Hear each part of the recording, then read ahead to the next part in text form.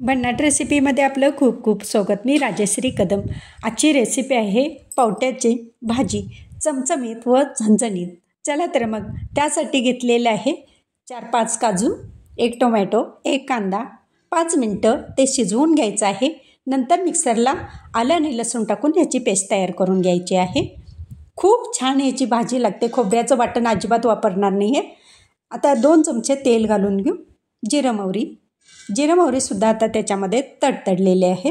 आता जी गिरवी तयार केली होती ती एक पळीभर आता गिरवी तेलामध्ये ॲड करून घेऊ आणि चांगलं तेल सुटेपर्यंत परतून घ्यायचं आहे.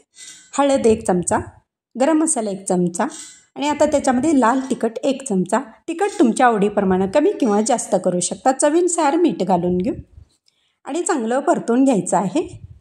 कढीपत्ता ताजा, अरोमा खूप सुंदर येतो त्यानं. आता तेल सुटेपर्यंत हे मसाला भाजलेला आहे.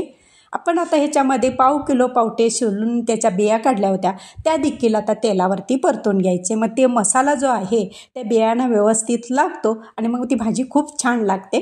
आता त्या बिया टाकून घेऊ आणि परतून घ्यायचं आहे. आणि तुम्ही म्हणाल भाजी एवढी एवढी आणि कुकर एवढा मोठा, तर माझा छोटा कुकर खराब झाला आहे म्हणून मी मोठा वापरलेला आहे. तुम्ही विचारायच्या अगोदर मी अगोदरच तुम्हाला सांगून ठेवते. आता ह्याच्यामध्ये जसं पातळ तुम्हाला राट किंवा पातळ हवं आहे ती भाजी त्याप्रमाणे पाणी ॲड करायचं आहे. आता हे थोडंसं खंगाळून घातलेलं आहे. ज्या भांड्यामध्ये मसाला बारीक केला होता तो कोमट पाणी वापरलेलं आहे. आता 4 शिट्ट्या देऊन घ्यायच्या आहेत आणि खूप सुंदर याची भाजी लागते. चवीला भन्नाट लागते. आता ही 4 शिट्ट्या आपल्या झालेल्या आहेत आणि मग भाकरी किंवा चपातीसोबत ही भाजी खाऊ शकता. कुकर ही गार झाली आहे. आता ही भाजी शिजलेली आहे त्यातली, हे पा.